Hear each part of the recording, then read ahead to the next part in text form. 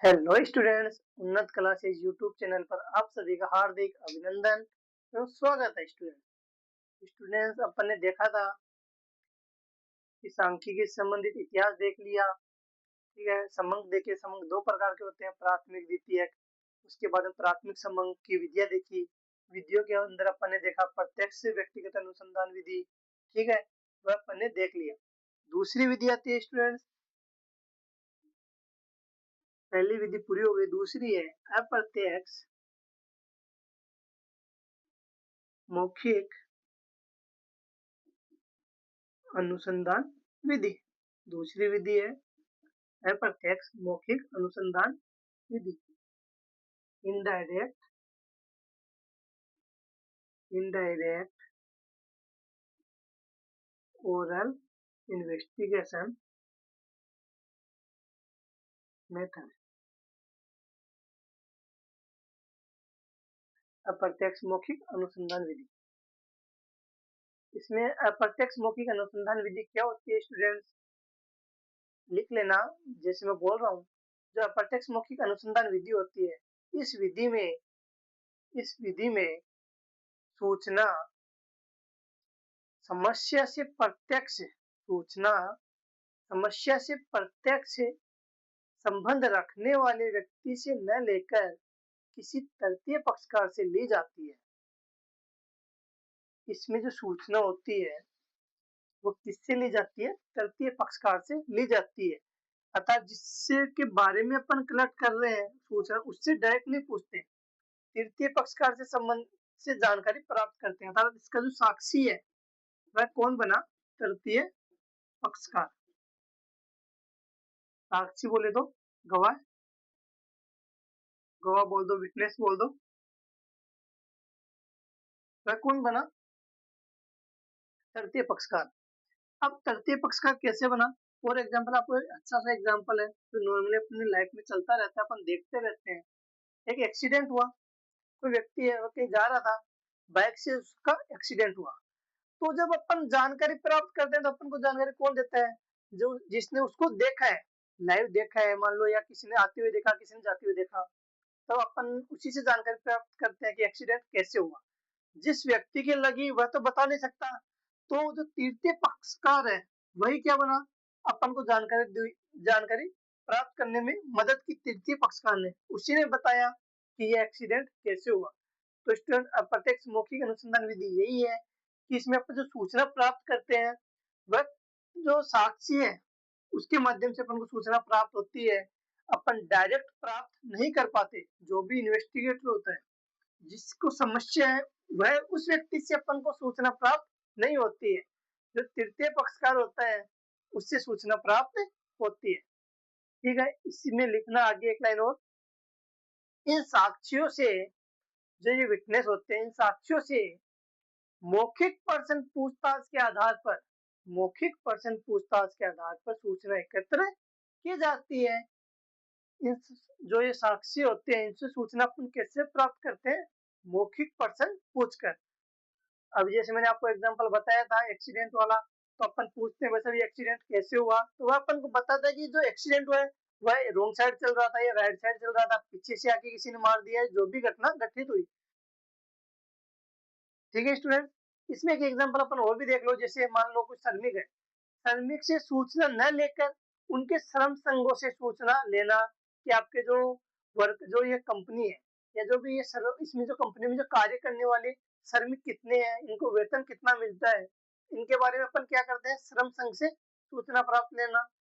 मिल जो मालिक होते हैं उनसे श्रमिक के बारे में जानकारी प्राप्त करना। अब जो ये अप्रत्यक्ष जो मौखिक अनुसंधान विधि है, इसका प्रयोग कहाँ किया जाता है, किन किन दशाओं में इसका प्रयोग किया जाता है?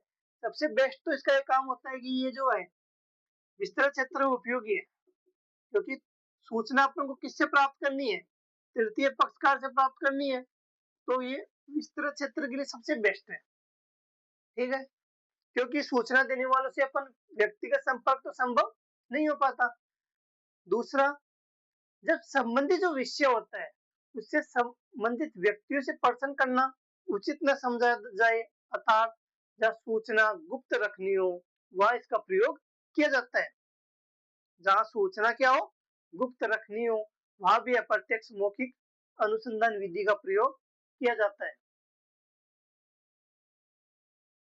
अपराधों की जो जांच पड़ताल होती है उसके संबंध में भी इसका प्रयोग किया जाता है। सोचता है इसमें एक पॉइंट और लिखना, सरकारी स्तर पर जो नियुक्त आयोग होते हैं या जो समितियां होती है उनके द्वारा भी इसका प्रयोग किया जाता है। मैंने आपको दो बार समझा दिया है। तीसरा पॉइंट समझना, मैंने आपको बोला जब संबंधित विषय से संबंधित जब संबंधित विषय से संबंधित व्यक्तियों से प्रश्न करना उचित न समझा जाए, अर्थात जहाँ सूचना अपन को क्या रखनी हो, गुप्त रखनी हो। अपन इसको समझ सकते हैं, एक एग्जांपल जैसे जीएसटी डिपार्टमेंट है, ठीक है, जीएसटी डिपार्टमेंट हुआ, इनकम टैक्स डिपार्टमेंट हुआ। जब वह सूचना प्राप्त करता है किसी व्यक्ति विशेष पर, जैसे मान लो भाई उसको कहीं चेकिंग के लिए जाना है, जब वो सारे डाटा, जब वो सारे सबूत कलेक्ट करेगा तो वह प्रत्यक्ष व्यक्ति के पास जाकर कलेक्ट नहीं कर सकता, वह अन्य माध्यम से डाटा कलेक्ट करेगा। जो भी उसके बारे में सूचना प्राप्त करनी होगी ना, तो वह अन्य माध्यम से करेगा। तो ये पॉइंट आगे एक और में काम आ गया, मैंने आपको बताया जांच पड़ताल के मामलों में भी ये काम आ गया, ठीक है। और एक पांचवा पॉइंट मैंने आपको बताया, सरकारी स्तर पर जो नियुक्त आयोग होते हैं, जो भी सरकारी स्तर पर आयोग जो नियुक्त आयोग होते हैं तथा जो समितियां होती है उनके लिए भी ये विधि बेस्ट है। अब इसके बाद में अपन देखते हैं इसके गुण, इसका क्या क्या बेनिफिट है।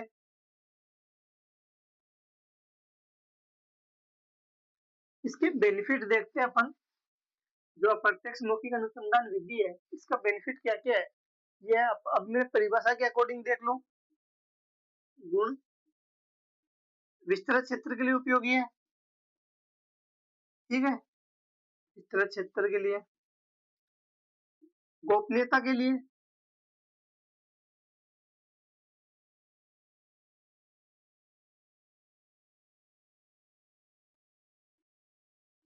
गोपनीयता के लिए बेस्ट है, ठीक है।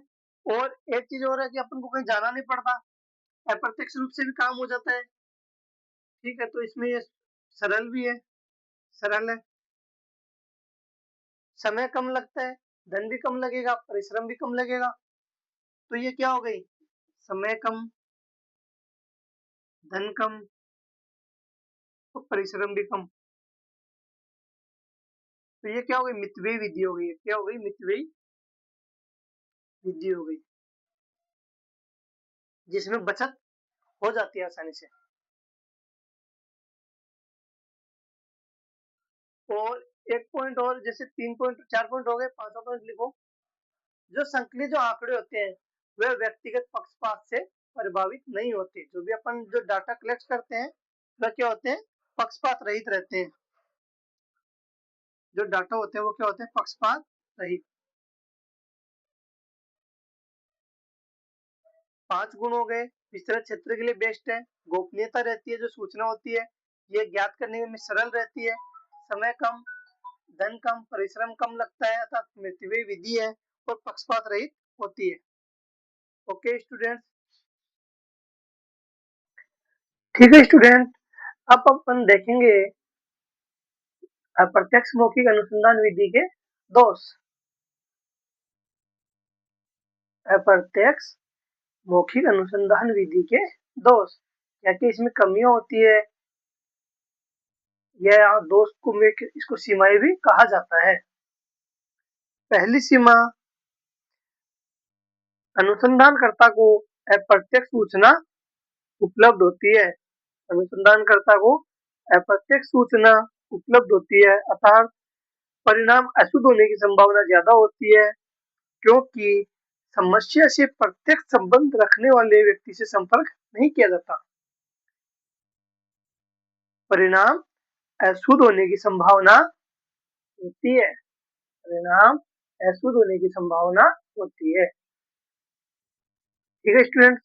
दूसरा अपन देखेंगे परिणाम अशुद्ध क्यों होंगे, क्योंकि डायरेक्ट संपर्क नहीं होगा उस व्यक्ति से जिसकी सूचना चाहिए।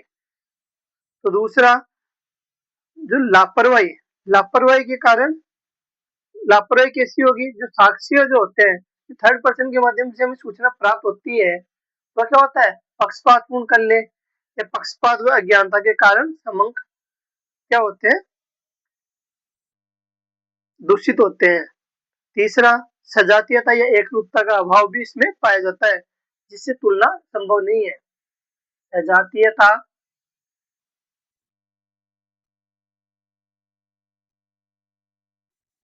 सजातीयता की कमी, सजातीयता की कमी। ठीक है स्टूडेंट्स, ये 3 दोष है इसके। परिणाम अशुद्ध होने की संभावना, लापरवाही, क्यों, पक्षपातपूर्ण होने के कारण व अज्ञानता के कारण।